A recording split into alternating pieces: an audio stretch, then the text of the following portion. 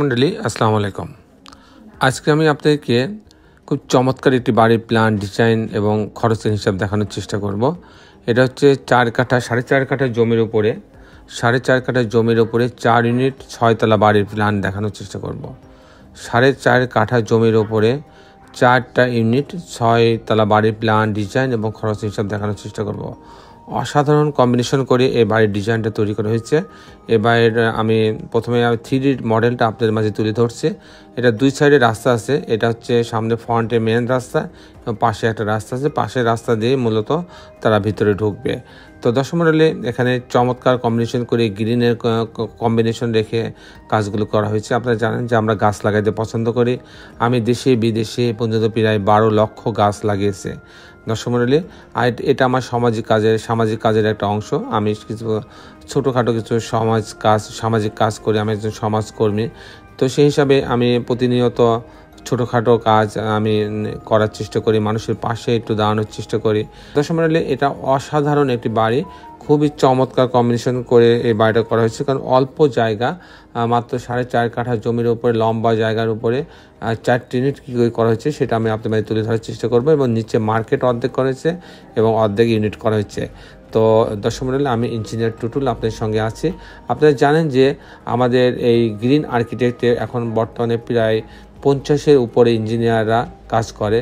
তার মধ্যে প্রায় 7 জন আর্কিটেক্ট আছে। কেউ এই 50 জনের মধ্যে কেউ পার্ট টাইমও কাজ করে, আবার কেউ অনেক সিনিয়র ইঞ্জিনিয়ারও আছে। তো দর্শক মণ্ডলী, তাদের সবার সমন্বয়ে আমাদের এই কাজগুলো করা হয়ে থাকে। আর মূলত আমাদের এই গ্রিন আর্কিটেক্টকে লিড দিয়ে থাকে আমার ছেলে তুফাইল আহমেদ সাকিব। তুফাইল আহমেদ সাকিবের নেতৃত্বে গ্রিন আর্কিটেক্ট দেশে বিদেশে কাজ করে চলেছে। মূলত আমাদের এই যে আমরা বিল্ডিং ডিজাইনের প্ল্যান ডিজাইনের যে কাজ করি, আমি মনে করি এটাও একটা সামাজিক কাজের একটা অংশ। কারণ আমরা মানুষকে স্বপ্ন দেখাচ্ছি, ভালো কাজের স্বপ্ন দেখাচ্ছি, বাড়ি করার স্বপ্ন দেখাচ্ছি, কী করে একটা বাড়ি সে তার নির্দিষ্ট জায়গার মধ্যে চয়েস করতে পারবে, কী ধরনের বাড়ি হইতে পারে। এবং সে নিজেই বাড়ি বসে নন টেকনিক্যাল মানুষ হয়েও কয়েকটা ভিডিও দেখে নিজের একটা বাড়ি নির্মাণ করার খরচের একটা আইডিয়া সে তৈরি করে ফেলতে পারছে।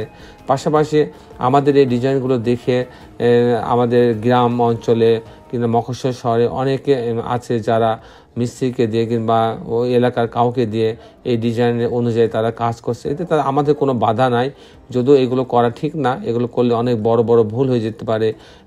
এমন অনেক হয়েছে যে আমার এই ডিজাইন দেখে বাড়ি করতে গেছে, কিন্তু তার কোনো অভিজ্ঞতা নাই, যার ফলে দেখা যাচ্ছে বাড়ি করার পর দেখা যাচ্ছে যে রুমের ভিতরে কলাম দেখা যাচ্ছে, বাড়ি ফেটে গেছে। এরকম অনেক কিছু হতে পারে।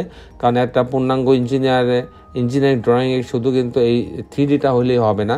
এতে আর্কিটেকচারাল ড্রয়িং লাগে, ডিটেল স্ট্রাকচারাল ড্রয়িং লাগে, ফাউন্ডেশন ড্রয়িং লাগে, ইলেকট্রিক্যাল ড্রয়িং লাগে, প্লাম্বিং ড্রয়িং লাগে, এস্টিমেট লাগে, ফায়ার ফাইটিং ড্রয়িং লাগে। অনেক কিছু সমন্বয়ে কিন্তু একটা পূর্ণাঙ্গ ডিজাইন হয়ে থাকে। দর্শক মণ্ডলী, এই বাড়িটা যদি আমি উপর থেকে দেখি তাহলে বাড়িটা দেখতে এরকম দেখাবে। আপনি দেখতে পাচ্ছেন অসাধারণ, এটা মেন রাস্তা, এটা পাশে রোড। আর এটা দেখেন উপরে বসার জায়গা রাখা হয়েছে, গ্রিন জোন রাখা হয়েছে। আমরা প্রত্যেকটা বাড়িতে আমরা বসার জন্য এবং গ্রিন জোন এটা আলাদা রাখার চেষ্টা করি। দুই সাইডে কিন্তু একই রকম বেশ বাচ্চাদের খেলার জন্য কিছু খেলার সামগ্রী রাখা হয়েছে। সব মিলাই আমরা ছাদটাকে একটা খেলার মাঠ হিসাবে, আমরা একটা মিনি পার্ক হিসাবে আমরা রূপ দেওয়ার চেষ্টা করি। যাক দর্শক মণ্ডলী, এতক্ষণ অনেক কথা বললাম। এবার এই বাড়িটার আর্কিটেকচারাল ড্রয়িংটা আমি আপনাদের মাঝে তুলে ধরার চেষ্টা করব। তারপরে এই বাড়িটার সামনে দেখেন 2টা বারান্দা আছে, চমৎকার 2টা বারান্দা আছে। তারপরে আমি এই বাড়িটার খরচের একটা হিসাবও আমি আপনাদের মাঝে তুলে ধরার চেষ্টা করব। তো দর্শক মণ্ডলী, আসুন আর্কিটেকচারাল ড্রয়িংটা দেখি। এটা হচ্ছে বাড়িটার আর্কিটেকচারাল ড্রয়িং। প্রথম ড্রয়িংটা এরকম যে তারা হচ্ছে বাড়িতে সামনের এই অংশ দিয়ে বাড়িতে এন্ট্রেন্স করবে। এখানে বেশ বড় লবি টবি আছে, সিঁড়ি আছে। এখানে একটা গ্যারেজের জন্য জায়গা রাখা হয়েছে, মোটরসাইকেলের জন্য জায়গা রাখা আছে। আর বাকি জায়গাটা 2টা ইউনিট রাখা হয়েছে, ইউনিট এ, ইউনিট বি। ইউনিট এতে আছে 740 স্কোয়ার ফিট, ইউনিট বিতে 755 স্কোয়ার ফিট। আর এখানে বেশ কয়েকটা দোকান রাখা হয়েছে। আর এখানে গার্ডের জন্য একটা রুম রাখা হয়েছে, একটা টয়লেট দিয়ে বাথরুম দিয়ে রাখা হয়েছে। আর বাকি 8টা দোকান রাখা হয়েছে। আর যখন টিপিক্যাল ফ্লোর প্ল্যান যাবে তখন সে এই অংশ দিয়ে এখানে সিঁড়িতে আসবে। আসার পর ইউনিট এ, বি, সি, ডি 4টি ইউনিট। ইউনিট এতে আছে 630 স্কোয়ার ফিট। তার মানে সে এখান দিয়ে ঢুকবে। এটা একটা ছোট্ট লিভিং রুম করা হয়েছে। এখানে একটা চাইল্ড বেড রাখা হয়েছে, একটা ডাইনিং করা হয়েছে। আর এখানে একটা কমন টয়লেট রাখা হয়েছে, মাঝে একটা স্পেস রাখা হয়েছে, বারান্দার মতো, যাতে এখান দিয়ে ভেন্টিলেশন হয়। এখানে কিচেন রাখা হয়েছে, এখানে আরেকটা বেডরুম, এই বেডরুমের সঙ্গে একটা বারান্দা এবং একটা টয়লেট অ্যাটাচ করা হয়েছে। এই হচ্ছে ইউনিট 1। ইউনিট এ এতে হচ্ছে আছে 630 স্কোয়ার ফিট। ইউনিট সিতে যখন যাবে, ইউনিট বিটা অনেকটা একই রকম, সেই জন্য আমি ইউনিট সিতে চলে যাচ্ছি। সিতে যাওয়ার পরে 740 স্কোয়ার ফিট পাচ্ছে।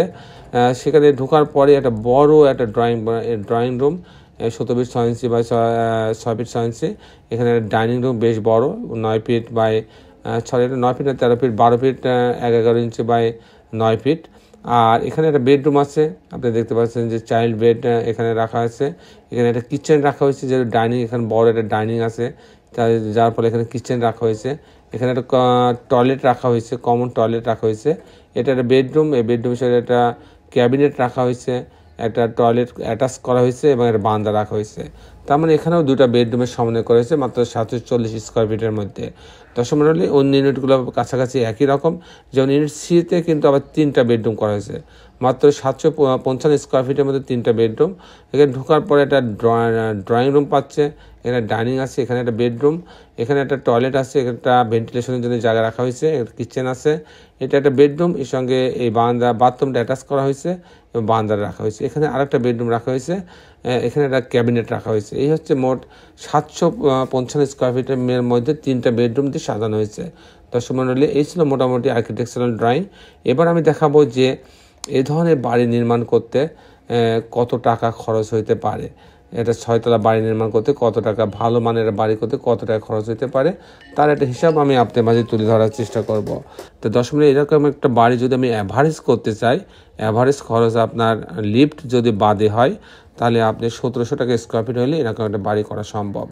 পার স্কোয়ার ফিট, পার তালাতে, পার ফ্লোরে 1700 টাকা স্কোয়ার ফিট হিসাবে এরকম একটা বাড়ি করা যায়। তার মানে যত স্কোয়ার ফিট হবে তাকে 6 দিয়ে গুণ দিয়ে 1700 দিয়ে গুণ দিলে আপনার এই বাড়ির টোটাল খরচ বের হয়ে আসবে। দর্শক মণ্ডলী, এই ছিল মোটামুটি আজকে আমার উপস্থাপনা। আপনারা যারা দেশে এবং দেশের বাইরে আমার এই ভিডিওটি দেখলেন, সবাইকে আমি আমার প্রতিষ্ঠান গ্রিন আর্কিটেক্টের পক্ষ থেকে অনেক অনেক অভিনন্দন এবং ধন্যবাদ জানাচ্ছি। দর্শক মণ্ডলী, আপনার সবাই ভালো থাকবেন। আগামী পর্বে আরেকটি সুন্দর ভিডিও নিয়ে আমি আপনার মাঝে উপস্থিত হব। ততক্ষণ বিদায় চাচ্ছি। দর্শক মণ্ডলী, শেষের বেলা একটি কথা, আসুন আমরা সবাই আমাদের এই সুন্দর পৃথিবীটাকে সুন্দর রাখার জন্য একটি করে গাছ লাগাই। সবাই ভালো থাকবেন। আল্লাহ হাফেজ।